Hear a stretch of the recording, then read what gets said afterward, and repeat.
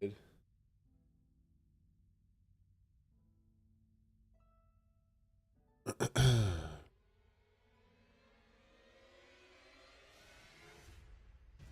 This one.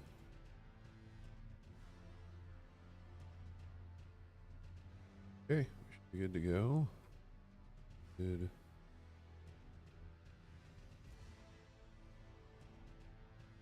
All right. Good morning. Welcome to Manhood. We've got baby girl here this morning, so there is a probability that we'll be holding her here a little bit because she's already seems a little touchy. You all right? We'll see, though. We will see.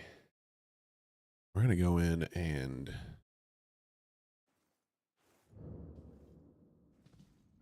I don't even remember what I'm doing here. Old Altus Tunnel. Oh, I went over to that place. Okay, I remember now. Well, welcome to Manhood. Today is Saturday. It is February 28th, the last day of February. We are already... What is 2/12? A sixth of the way through the month? Not through the month, through the year. You guys know what I mean. You know what I mean. Today we're going to be going through Luke chapter 10. I'm very excited about this because I like to nerd out a little bit, and there's some pretty cool interconnected stuff in Luke chapter 10 that I'm excited to talk about. So I'm stoked. What are you saying? He's talking, and I'm distracted, not seeing the screen. All right. But first, we go through gratitude. I got to figure out what I'm doing. Oh, I can't look at this. Daily thankfulness. Massively important. Is it this way? I think it's this way. So what am I grateful for today? I'm super grateful that it's the weekend. I'll tell you that much right now. The weekend is awesome. And we get to spend time all together as a family and enjoy it with each other, which I'm super excited about. So that's one. Number two, let me think.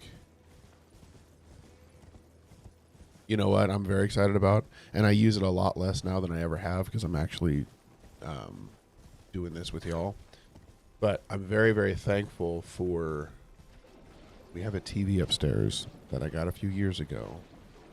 After there was a random...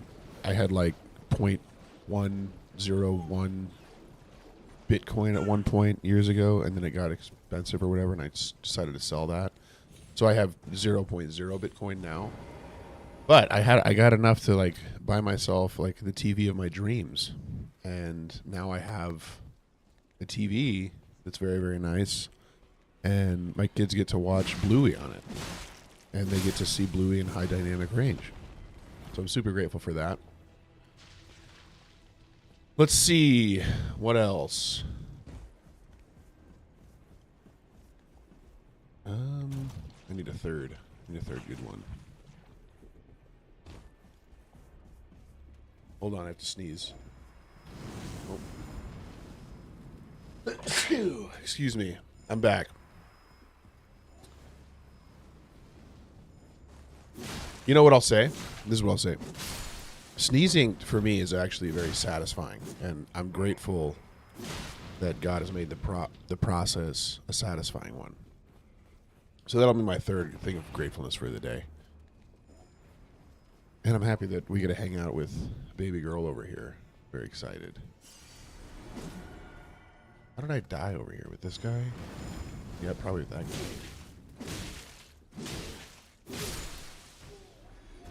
Well, we got through him this time. Worked out okay.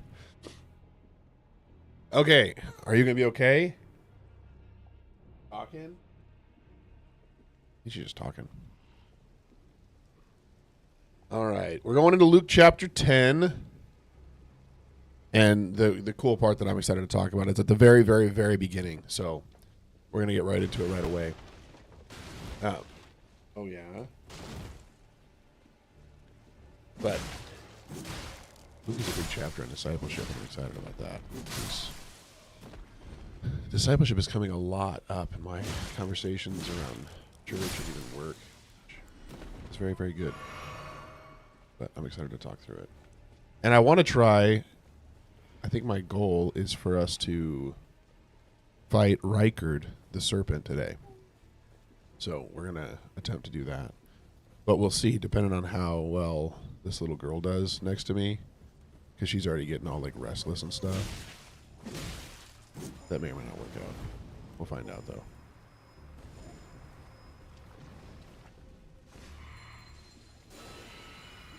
Uh-oh.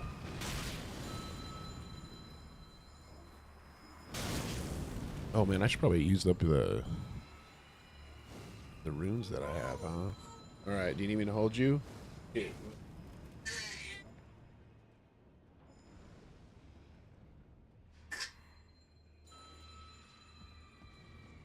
Sometimes when you try to give her a pacifier, she gags as though she's dying. When you just like touch it to her mouth. Yeah.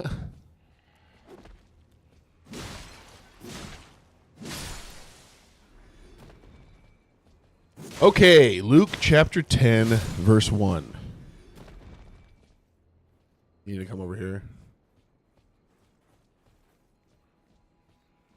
She's acting like she's on the verge of death. Hold on. Hold on.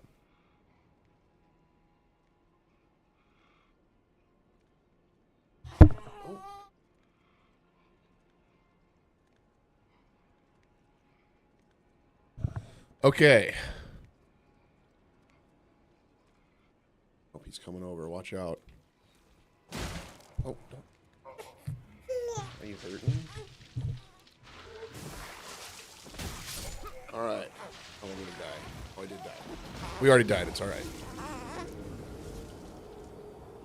So, Luke chapter 10, starting in verse 1. After this, the Lord appointed 72 others and sent them on ahead of him, 2 by 2, into every town and place where he himself was about to go. This is really, really cool. So, we've had Jesus in the last few chapters. He's appointed the 12, right? The people that we generally know of and we're regularly familiar with, the apostles. And those are dedicated to the people of Israel, right? So they are people who are going to go out into the 12 tribes and tell the good news to the people of Israel about Jesus coming. And now we have this moment where Jesus goes and appoints 72 others. Some manuscripts say 70, some manuscripts say 72, and that can seem confusing, except that if you go to Genesis 10, what you find in Genesis 10 is that when there is an explanation of the nations of the world, some manuscripts have 70 and some manuscripts have 72. So what's happening here is he's established his apostleship for the people of Israel through the apostles. And then what he's doing now is he's appointing 72 others or 70 others for the rest of the world.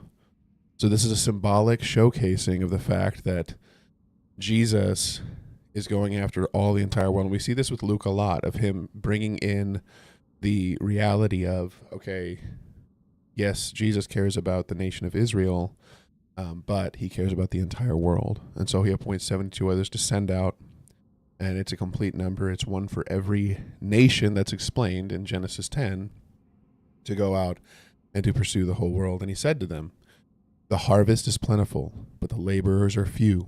Therefore pray earnestly to the Lord of the harvest to send out laborers into his harvest. Go your way. Behold, I am sending you out as lambs in the midst of wolves. Carry no money bag, no knapsack, no sandals, and greet no one on the road. Whatever house you enter, first say, peace be to this house. And if a son of peace is there, your peace will rest on him. But if not, it will return to you." Okay, so carry no money bag, no knapsack, no sandals. This is a massively vulnerable spot to be in. Where are you at?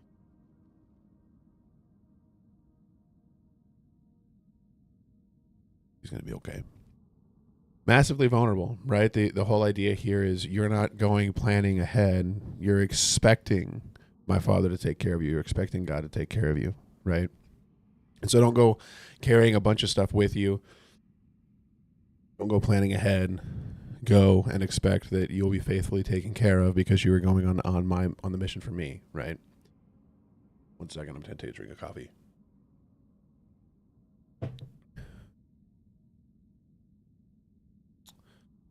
All right. The other thing here is at this time, hospitality was like completely central to the culture, right? So the expectation, like it would be a massive social dishonor to not accept someone into your home who's traveling.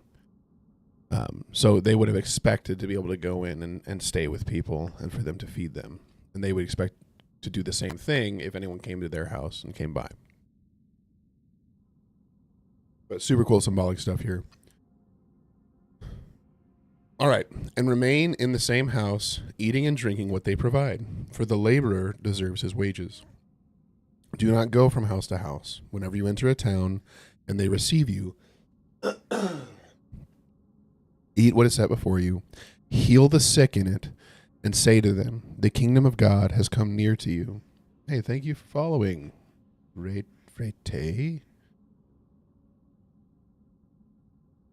I'm good, man. I'm not really going to hang out on Discord, but I appreciate it. If you want to join our Discord, you can, as long as you don't go trying to sell something. Okay. Remain in the same house, eating and drinking what they give to you, for the laborer deserves his wages. Do not go from house to house. Whenever you enter a town and they receive you, eat what is set before you. Heal the sick in it, and say to them, the kingdom of God has come near to you. So they're getting a continued authority that the 12 apostles did, right? To go out and to do this work and to go to all the nations and do it seemingly.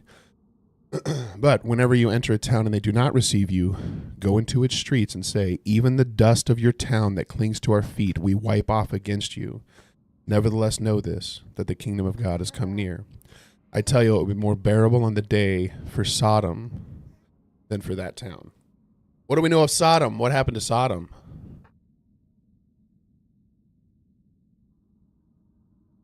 You uncomfortable?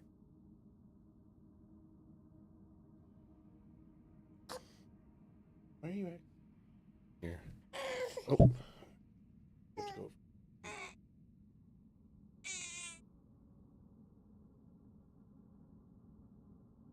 that better?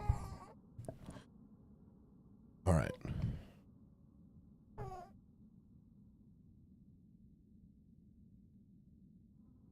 Just stay there. She's going to be good. She'll be all right. All right. It would be more bearable for Sodom than for that town. And then he says something really interesting. He says, woe to you, Chorazin, woe to you, Bethsaida. For if the mighty works done in you had have been done in Tyre and Sidon, they would have repented long ago, sitting in sackcloth and ashes. So here's something super interesting about like the geography of the area. So Chorazin, Bethsaida, both Jewish towns, right? So there's this rebuke that Jesus himself went there with his people, and they did not receive it, right? So there's a rebuke. It's like, hey, just because you're in proximity or you're in some sort of like physical descendant doesn't mean that you're true children of God, right? Woe to you, both these places. For if we had gone to these Gentile towns of Tyre and Sidon, which is interesting, it's in this section when we just got done talking about he is sending out these 72, the symbolic number of, you happy?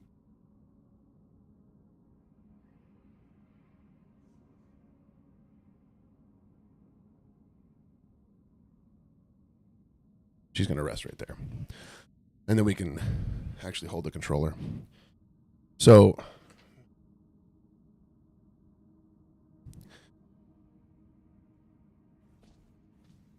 where's the cool little thing? There we go. Okay, sorry. So Chorazin, Bethsaida, both Jewish towns, and he's making a point there that he went there himself and they did not receive him. But Tyre and Sidon, both Gentile towns, both those not of the people of Israel, not of descendants of Abraham, and he literally states, what's going on, Alchemist? Welcome, man. Happy to have you here. Happy to have you here. But if Tyre and Sidon had have gotten those, they would have repented in sackcloth and ashes. Yeah. Just go to sleep. What are you doing? What? Is it hurting?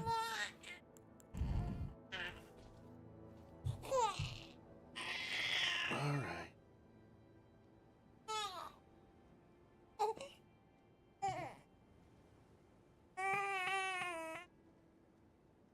She's not very happy today. We'll see how well this goes. This may be a low gameplay day. Maybe more of just us reading and me consoling her. Okay, but it would be more bearable in the judgment for Tyre and Sidon than for you. Dude, it's so awesome, man. It's the coolest thing ever. Alchemist is due for theirs in April 14th. So that's like, what, a month and a half away? How many do you have, Alchemist? You have more than one already? Sounds like again means you probably have at least one.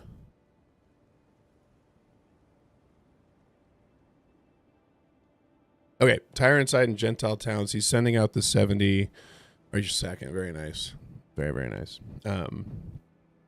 He's sending out these 70 to 72, and it's a symbolic number for the rest of the nations. And then he immediately goes into how they have already attempted to go through these Jewish towns and they've been rejected. And he says if the works that were done in you had been done in Tyre and Sidon, these Gentile towns, they would have repented. They would have turned to me and believed. But it will be more bearable in the judgment for these Gentile towns than for you. And you, Capernaum, will you be exalted to heaven? You shall be brought down to Hades. The one who hears you hears me, and the one who rejects you rejects me. He is literally talking to the 70 to 72 right now. And the one who rejects me rejects the one who sent me. So he rejects God himself. And he said to them, I saw Satan fall like lightning from heaven.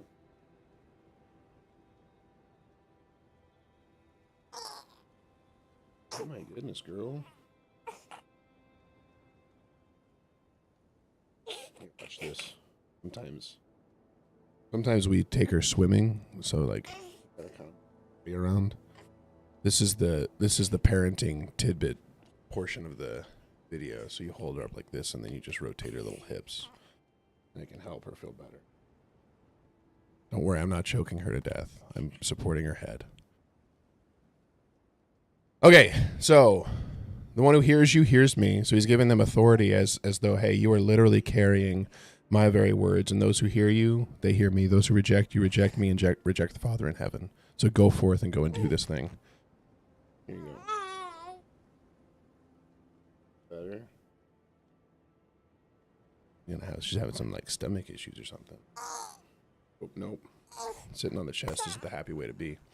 Oh, but he says to them, the 72 return with joy, saying, Lord, even the demons are subject to us in your name. So they're stoked out of their mind at the authority that they have. And he said to them, I saw Satan fall like lightning from heaven. Behold, I have given you authority to tread on serpents and scorpions and over all the power of the enemy, and nothing shall hurt you. So pause there. What we're seeing here is Jesus saying, hey, we're seeing the beginning of the victory, right, over the enemy. And he's heading toward the cross where there will be like final victory over death. And so he's like, I see Satan falling like lightning, and I've given you authority to tread on serpents.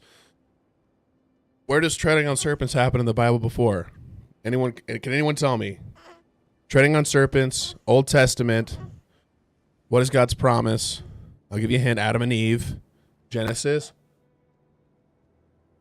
He said he tells the woman that her descendant will, the serpent will strike his heel, but he will crush his head. So the concept of treading on serpents is, hey, both the claim that Jesus is this Messiah, he is the one to tread on the serpents, and then he's saying, I have given you that authority, right? So I am the one who is going to do this, and I am handing over that authority to you to tread on serpents. That we're turning this thing. All right. And nothing shall hurt you. This is where a lot of random weird people say that they should just be able to go pick up snakes and get bit by them for fun. Don't do that. Don't do that. We're talking about symbolic imagery here. Now, I will say in Acts, they do get bit by snakes and not get hurt. So there's also some serious stuff there. But that doesn't mean we should put our Lord the God to the test. We're told not to do that. So don't go grabbing snakes for fun because you think you're not going to get hurt. All right, let's see. Man, we had a good solid couple weeks, I feel like, where she just laid there in the basket, and we're back to this everything is terrible mode. All right, nevertheless, do not rejoice in this, right? So he's like, hey, I've given you all this authority, but hey, don't rejoice. That the spirits are subject to you, but rejoice that your names are written in heaven. Do not rejoice over the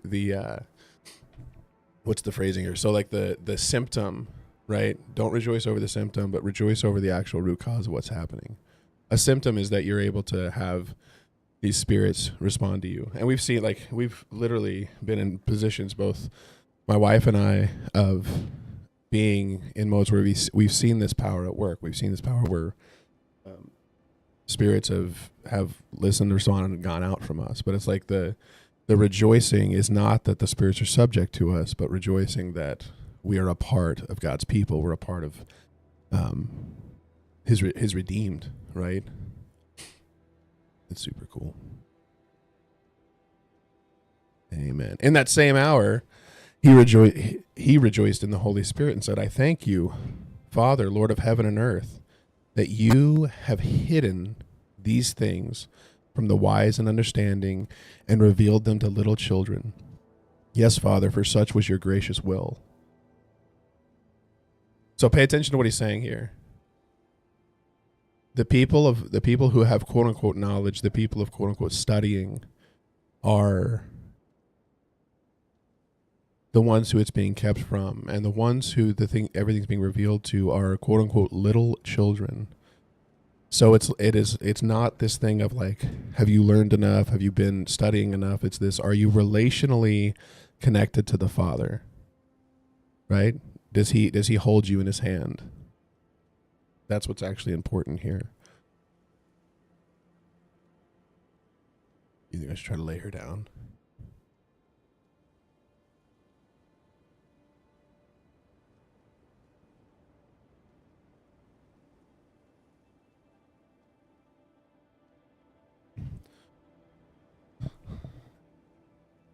You get some rest.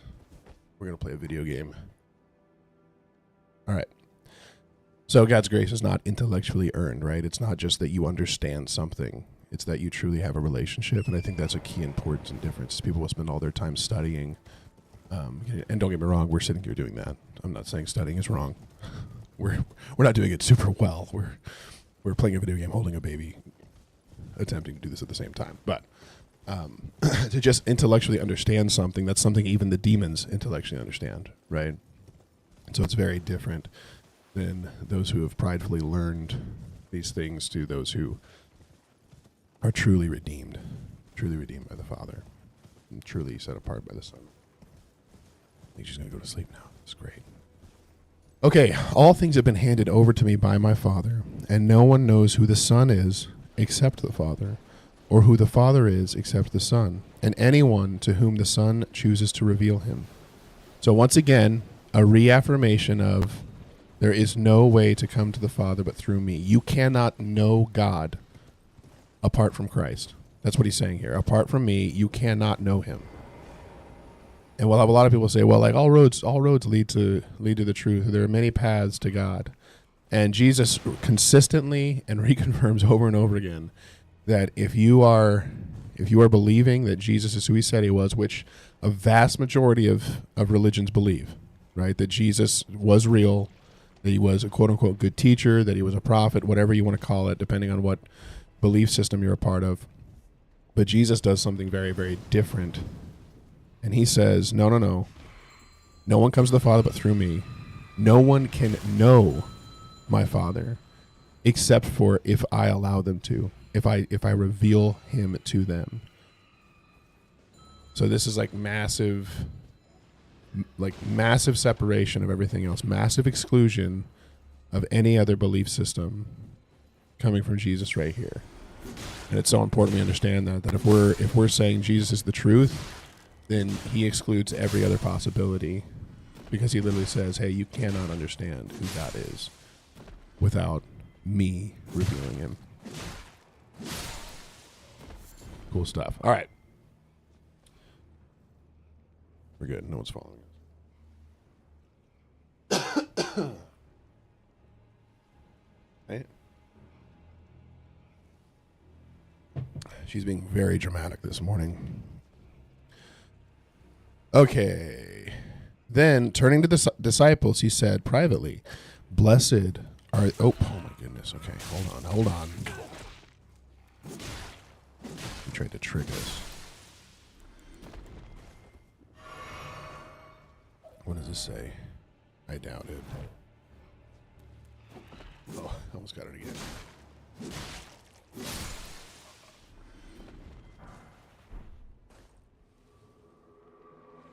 Leap.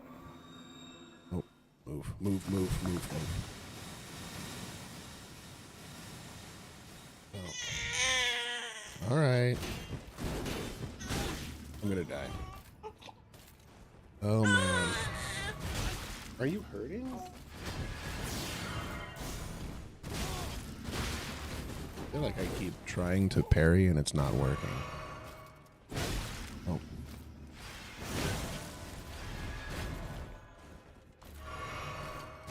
There we go. We got it that time. We got it that time.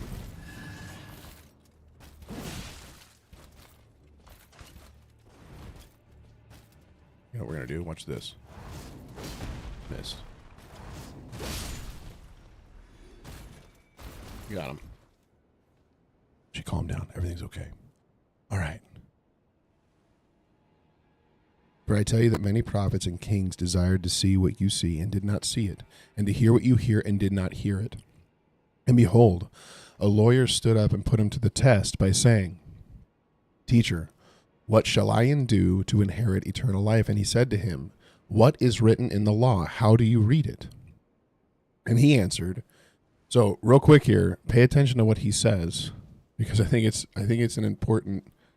And is there somebody that's alive in here that's going to fight me?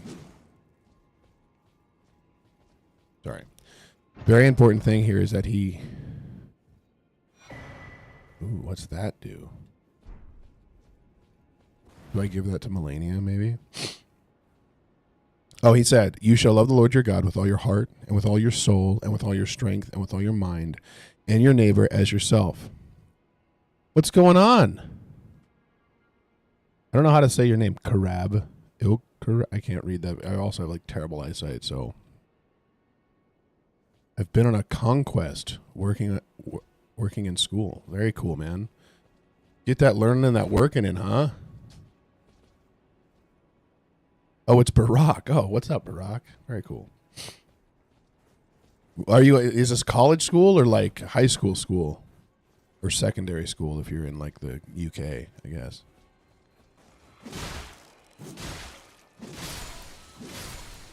High school. Very cool, man. Believe it or not, I'm not in high school anymore. And I never went to college. I'm just totally uneducated. It's great. It's very, very great. What is this?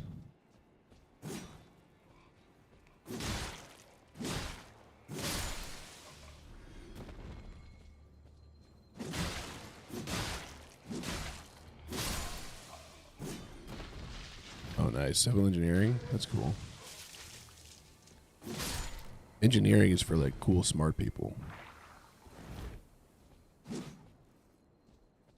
Cool. All right, so he says, love the Lord your God with your heart, soul, strength, and mind. Love your neighbor as yourself. This is an absolute confirmation of like both Deuteronomy 6, Leviticus 19. He answers actually very, very well. What's interesting is Jesus said, you have answered correctly, do this and you will live. But that's not enough for this guy. He, desiring to justify himself, said to Jesus, and who is my neighbor? So he asked the question of, hey, okay, so you say I answered correctly. Now I want you to explain. and defend who my neighbor is, so that I can know. Because again, there was a common theme in the Jewish world that said, "Hey, just do no harm, right? Do no harm, and you're fine. If you don't harm somebody, you're loving them, right? You're loving your neighbor as yourself." So then he heads into the story. I love this story. So Jesus replied, "A man was going down from Jerusalem."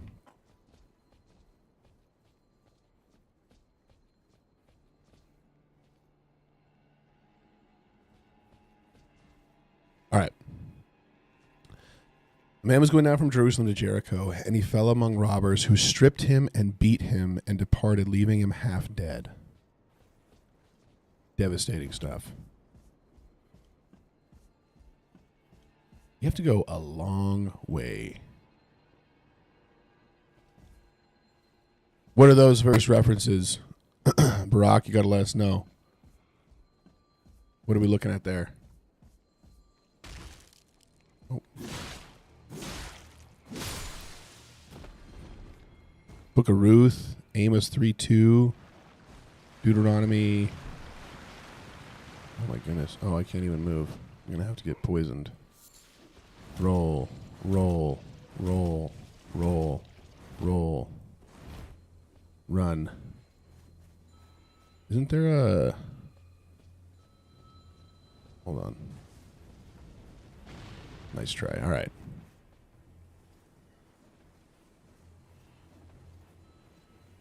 Oh, this is a decoding thing? Or we're doing like a Da Vinci Code style deal? Hold on, I gotta heal up. And then I need to find a little spot of grace, kind of. Okay. How about if we have time and she doesn't lose it, we'll do it after this and we'll mess with that. Okay, so this man fell among robbers. He was half dead. Now by chance a priest was going down that road, and when he saw him, he paused on the other side. Oh man, I'm so close. I gotta go kill these guys and get that real quick.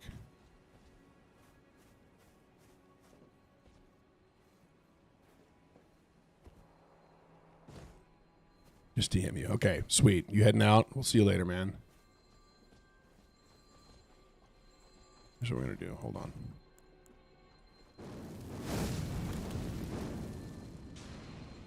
Oh, man, you can hit him pretty hard with this. See ya, dude. Oh, he's worth like nothing. Okay, hold on. Hold on. Hold on. Choose two of these. That did it. We're good to go. Okay, so a priest sees him, and when he saw him, he passed on the other side. So likewise, a Levite, when he came to the place and saw him, passed by on the other side.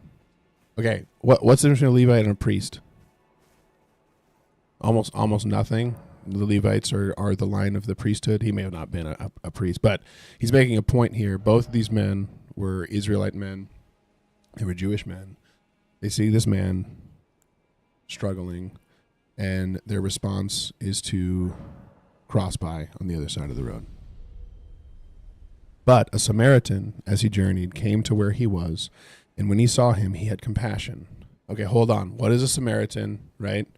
They're religious outsiders. Okay, so they are people who have usually are of mixed descent, so they were not fully Israel. And the key there is that most of the time, Bull is out to breakfast with his dad this morning. Well, tell Bull I hope he enjoys his time with his father. That's fun. I want to go to breakfast with my dad. My dad's cool. He's very cool. But hi, Mrs. Bull. I'm happy you're here. Okay, so Samaritans, outsiders. One of the key things here is that the Messiah was going to come through the line of Israel. And so if you went and you married or got together with someone from any of the outside regions, you were seen as an outcast, right? You have intermixed with foreigners, and you are not a part of Israel as it stands. And so it was a very, they were seen as much lower, reduced. You could say that's called racism, which in essence, yeah, that's true. But God did tell them to be separate, right, from, didn't want them marrying and then taking in, because whenever they marry foreigners, what they would do is they would start following start following their belief systems and turn away from God, right? And so Samaritans were seen as less than because they went and pursued that. Oh my goodness, what is happening? Okay, things are getting rough. Things are getting rough. Hold on, I died. Double hand that sword. Maybe. I kind of want. We were trying to do like a cool parry thing, but we're not that cool. Anyway, so the Samaritan takes compassion on him, right? He went to him and bound up his wounds, pouring on oil and wine, and then he set him on his own animal and brought him to an inn and took care of him. The next day he took out 2 denarii. Denarii are like I believe denarii are like a full day's wages. So this is like 2 days of work that he's given him.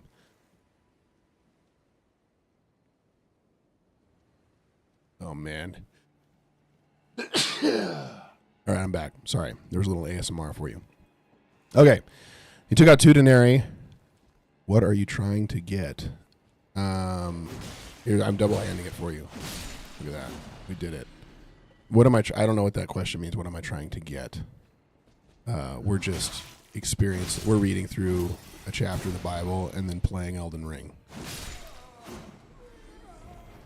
But watch this. Oh, hold on. Watch this. See that? And then it heals us. Not enough, but it heals us a little bit. All right, we got that guy.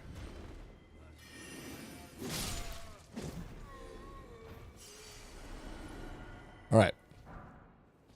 So he gives him 2 denarii, says, hey, take care of him, and whatever more you spend, I will repay you when I come back. Which of these 3 do you think proved to be a neighbor to the man who fell among the robbers? And he said, the one who showed mercy. And Jesus said, you go and do likewise. So the point here is not to go and take care of any man of your people that's on the street, or not to, hey, just do no harm to people. The point here is, hey, if you see someone in need and you don't actively go out of your way to help them, you have not fulfilled the commandments, the laws, and the prophets, right? That's the point that's being made here. Look at this guy.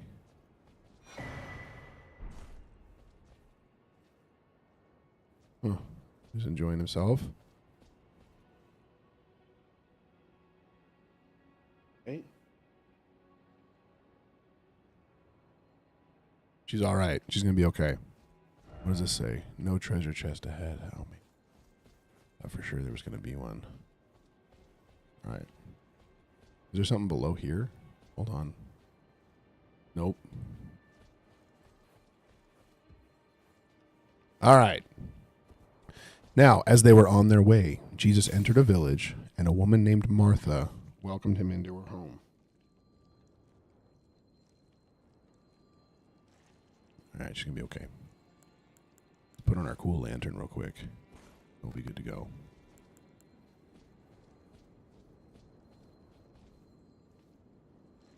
There's a dog over here.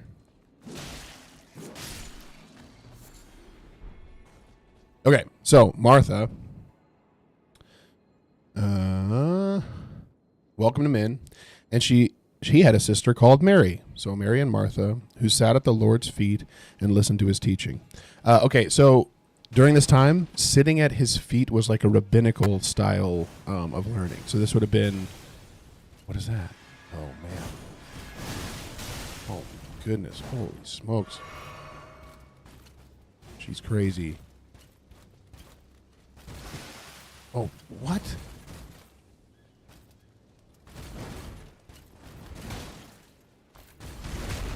That was an accident. I didn't even do that.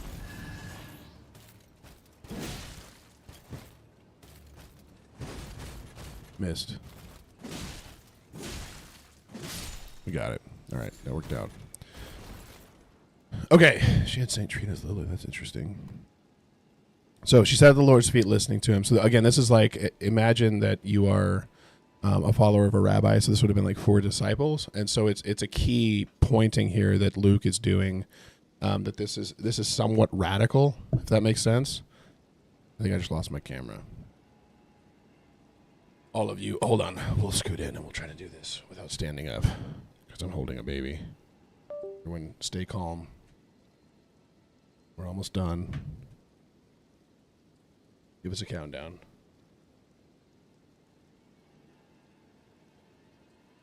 That work? And we're back. We did it. Great job, everybody. So it was just this is like a, what would you call that? Like a call out to make a point that Jesus is doing things that are kind of culturally radical, right? Mary taking the role of like a disciple of a rabbi and following. But Jesus is there for everyone, right? He wants everyone to come to him and follow him. But most people focus on the second part of the story, which we'll get to right now. So, she sat at the Lord's feet, but Martha was distracted with much serving. And she went up to him and said, Lord, do you not care that my sister has left me to serve alone? Tell her to come and help me. We hear the story a lot. I think that we can understand the concept of it, of like, yeah, she should listen to Jesus. I think there's even more here. And I think my contention is that there's a lot of like church service stuff that really echoes and mirrors this story. So there's like, I mean, you think about someone going to jump down on me or something. Oh, he's right here.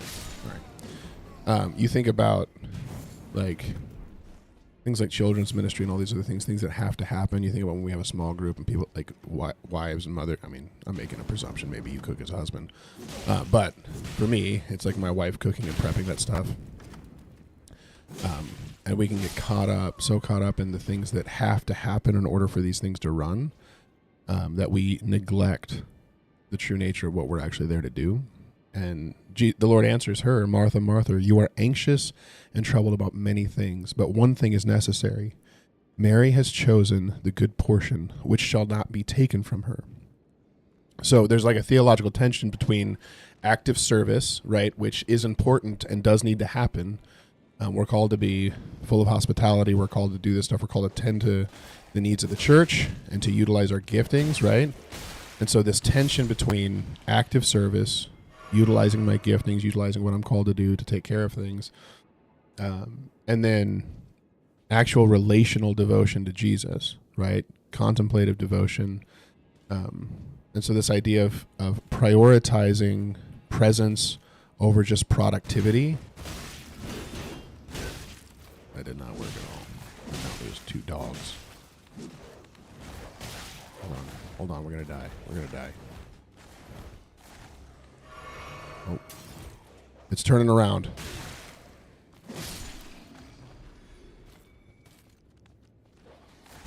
Nope, that didn't work. That wind-up was terrible.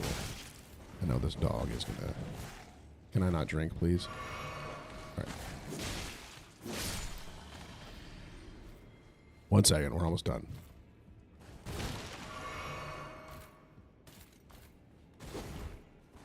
Come out here.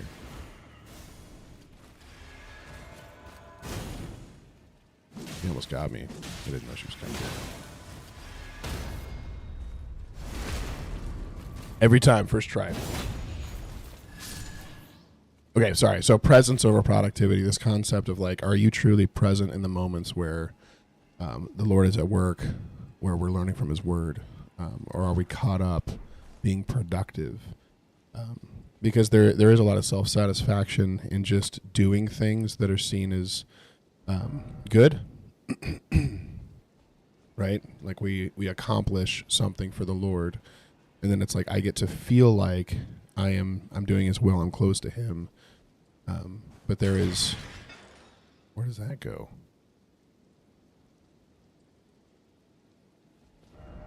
Here. I'm going to go down there real quick. We're going to see, and then we'll go fight the last guy. But we need to, like, I think my point there is we need to ensure that we're actually close to him, right? That we're actually prioritizing presence with him, and from his connected presence to us, going and being productive, right? And because then we can know what we should be actually attempting to accomplish rather than just trying to accomplish something so that we feel successful, we feel engaged with him. Oh my goodness, this is terrible. I'm not a fan of these perfuming guys.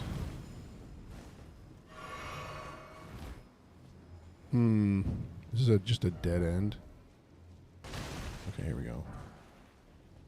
There's at least a smithing stone, huh? Watch this. Oh wait, watch this. Watch this. Hold on. Alright. There better be something freaking cool up here.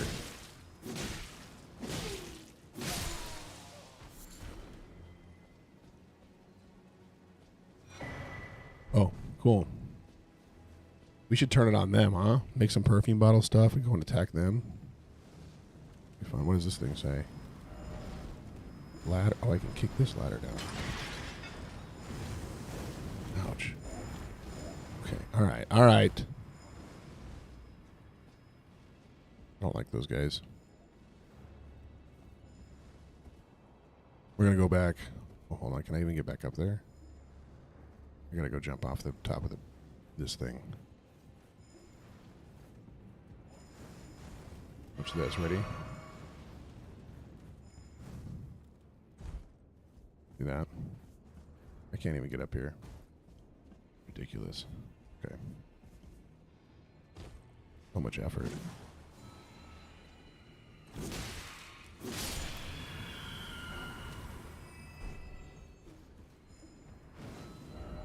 All right. I think that's about it, right? We can go through kind of what our life application is for the day. Let's do that. I'm going to climb this ladder over here. Should you calm down? We might lay her down, huh? Maybe we'll lay her down. I'll be right back. Everyone stay still. Nobody go anywhere. Where?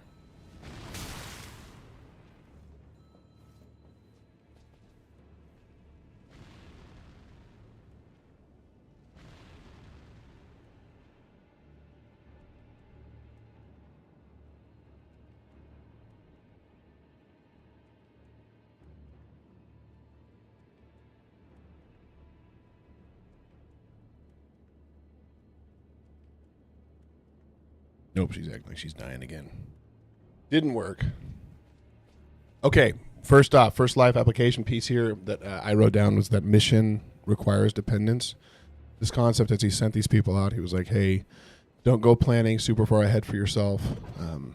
Don't bring all this stuff with you. Depend on God. And I think in a lot of ways we have the same need. We could be so caught up in preparing ourselves for every possible variance of what could happen, and we're not actually resting and trusting in him. Second,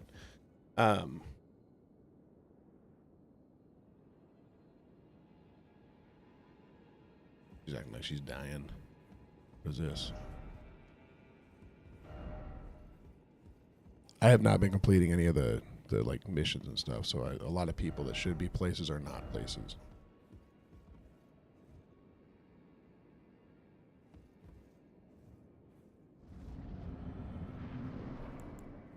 I don't have any heals, so this is going to be rough.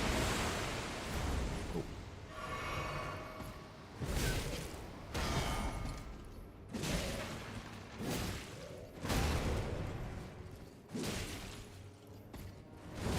Oh, man, hit me.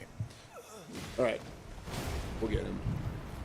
Oh, compassion ceases to, like, it ignores all boundaries. I think that's the second one, right? So, like, Jesus makes consistent, regular points throughout this entire chapter to bring those who are outside of the nation of Israel into the conversation, right? He appoints the 70 to 72, reflecting Genesis 10, this like picture of all nations of the earth.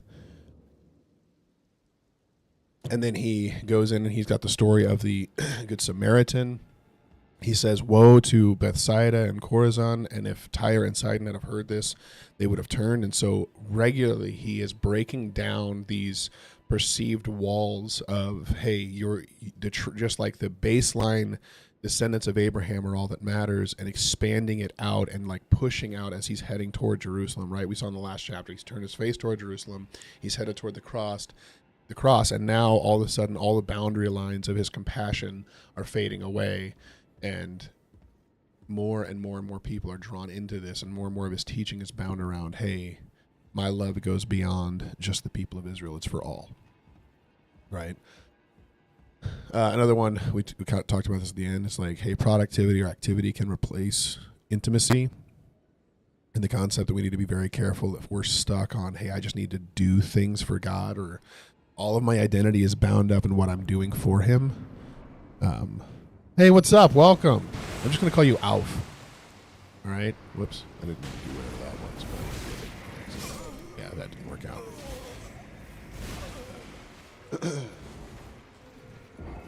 Oh, and then joy, right? Like the concept of our joy should be rooted in our salvation, and our salvation only, not in our success. Right? We see these disciples come back and they're like, hey, even the demons are listening to me. He's like, don't rejoice in that. Rejoice in the reality that you are known by God, right? And that's massively important for us, I think, because as I'm sitting here and I'm like, hey, there are times where we are like deep in the spirit. We're deep like in this feeling of relational closeness to God.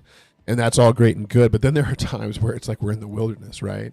And if you go and if all of my joy, all of my identity is rooted at either in my activity, my productivity, or in my success, it's all going to fall apart if I go through a time of testing or a time in the wilderness, right? It's so important for us to understand, like, hold on. I don't have timing on this guy at all. Okay, switch focus. So intimacy, joy over salvation, not over my activity, not over my success. He's not that strong. Oh. His hits are hard,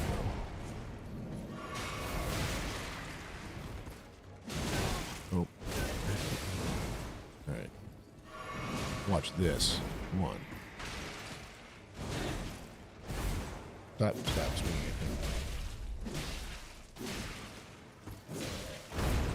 Nice try. Didn't work. Every time. It's that easy. You guys see that? Whoa, cool. We should role play as a bell bearing hunter. That'd be fun.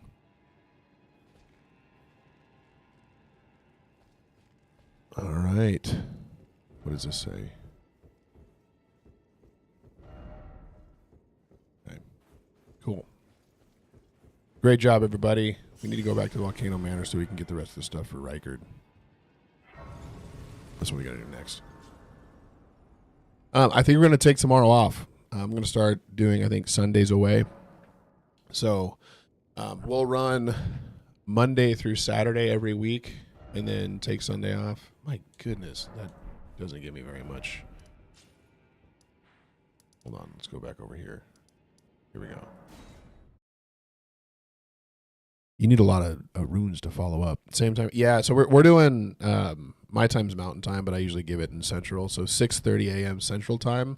I've also got a Discord where I post on there. It's brand new and like really very few people are in it, but I do have it linked if you want to join the Discord for updates on like that kind of stuff.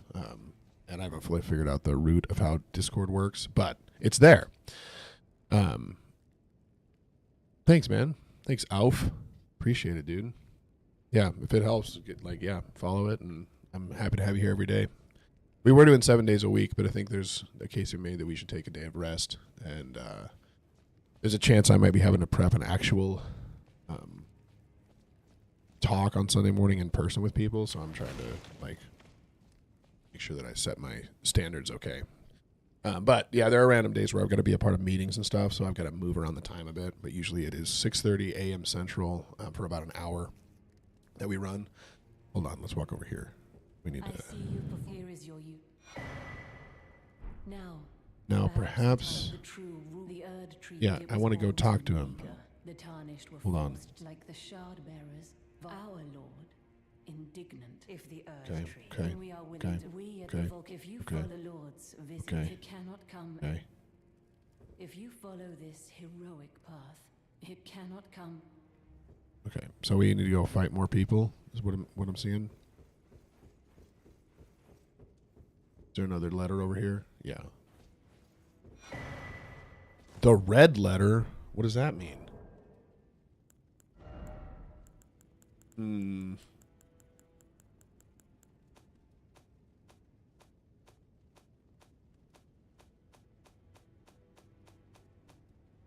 Here they are.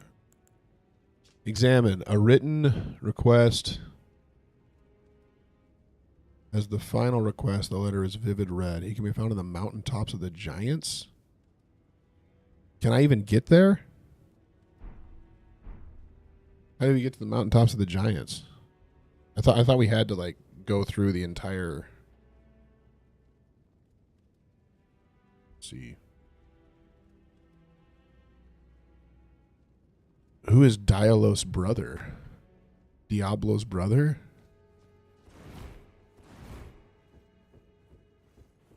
Gotta kill Diablo. He's the final tarnish to kill. I haven't gotten him. You mean like in the main city? I didn't know you had to go through the entire city. He's the black-haired one at the round table. Hold. I think we might have to go finish the... Let me see. How soon get to mountain top?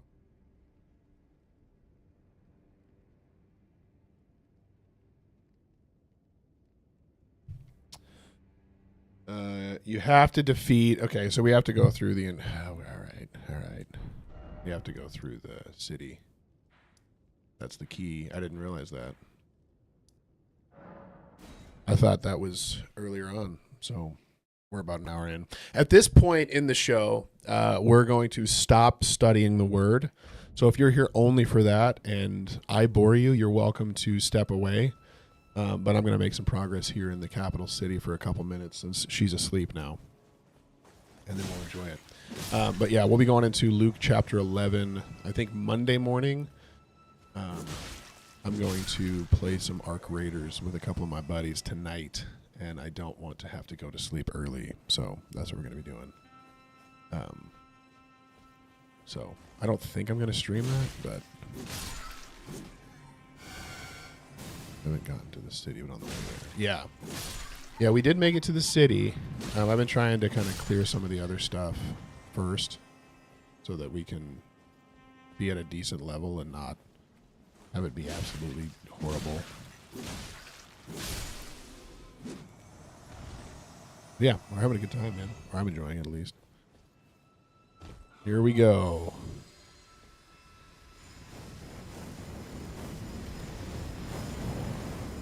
Move around it. There we go. Watch this.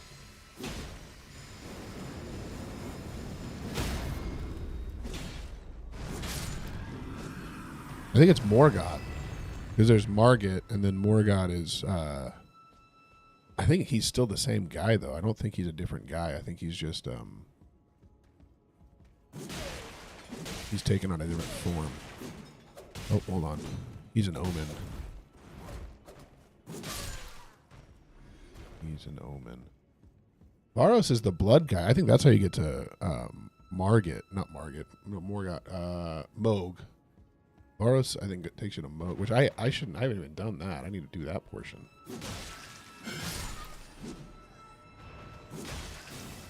Hold on. There we go. What are you doing?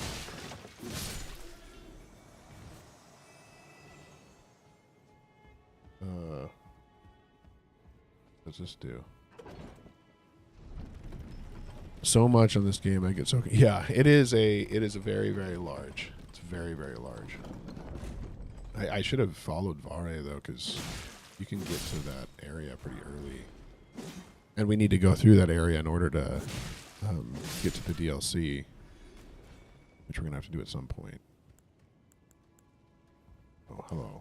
Is that a perfumer? I think it is. Oh, I'm stuck.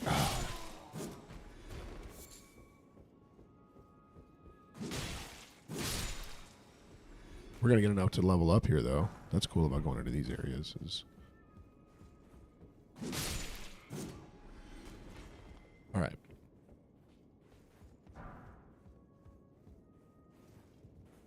Let's climb this ladder.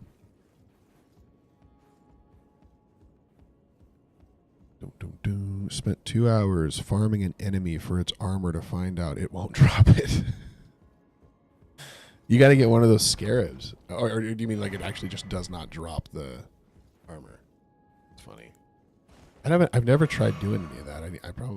At one point I did the whole like farming for runes. Not in this playthrough. I have played this a few times now, but what I find interesting is I have not farmed for runes at all while playing this. The last couple times I played it, and I haven't really needed to. Yeah, the set just isn't in the game. That's fun. I mean, that's not funny for you, but that is funny. To spend all that time doing that and then it not even be a possibility.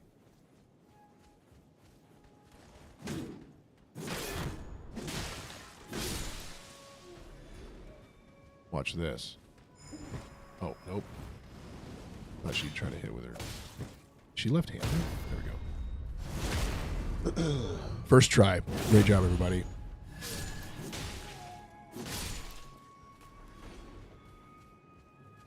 All right. Do you think those are... I'm guessing that's like stuff to craft perfume stuff. What does this say? Be wary of that.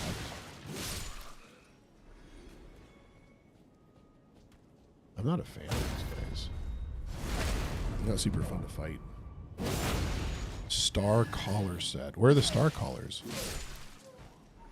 I don't know what that is. You can wear this upper class robe. That'd be fun.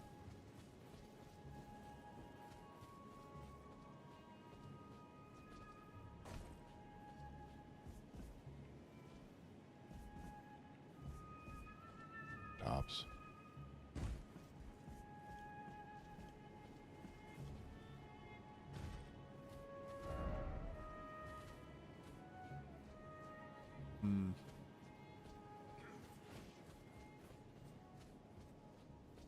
Watch this.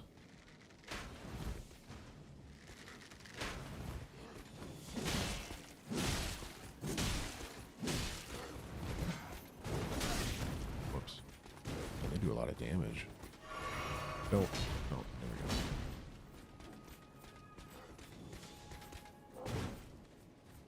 go. And I do very little damage.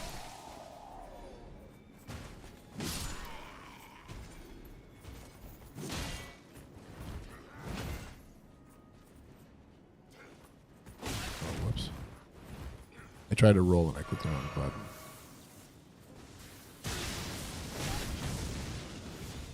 I don't know what's hitting me, but I'm afraid of it. What's this guy? All right, let's rock. Gravel stone.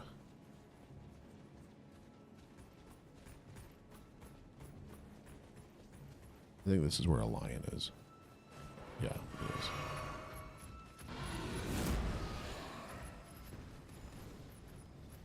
We're still doing it. Nope, there's nowhere to go.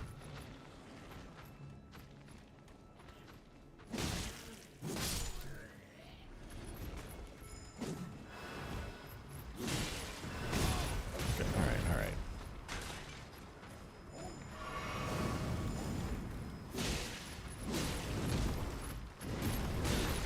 Oh, man. Well, that was rough. That was rough. We had like 40K as well. I gotta go find that again.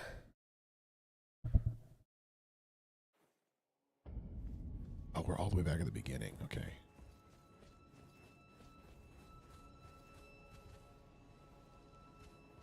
All right, we're running through.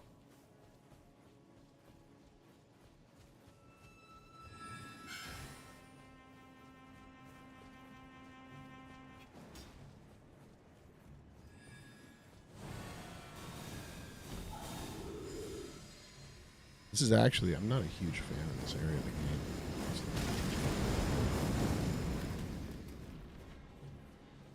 It is not my favorite.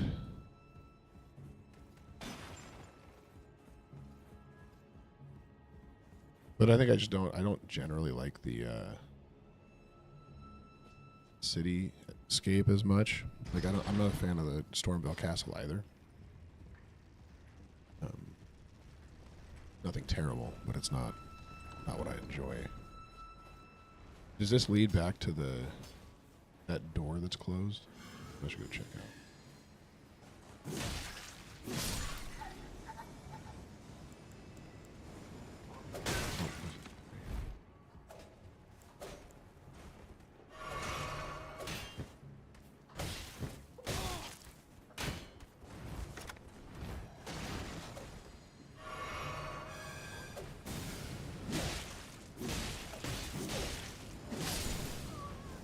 We got him. We're all right.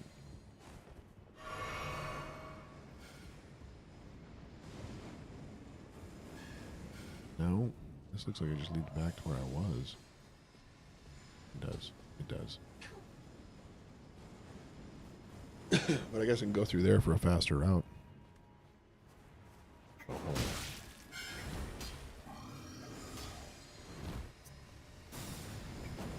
All right, let's do it.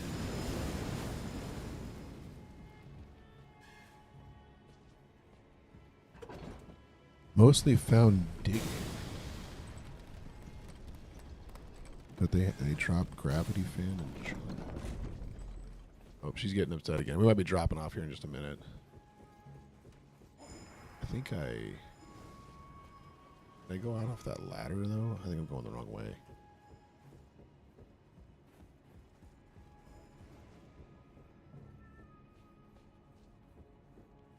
We're just leaving our 40 grand behind.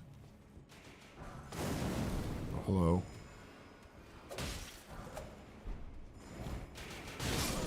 Okay, well, that did not work at all. We're not going to get our 40 grand. It's not coming back. All right, I better go. She's waking up and she's acting like she's going to get mad at me if I don't hold her and act like I love her a lot, which I do. I do love her a lot.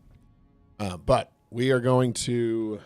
Yeah, we'll be off tomorrow. I might stream Arc Raiders tonight. I'm not sure. If I do, anyone's welcome to join. But if not, then we will see you probably Monday morning to go through Luke chapter 11. We'll be here every single day of the week except for Sunday going forward.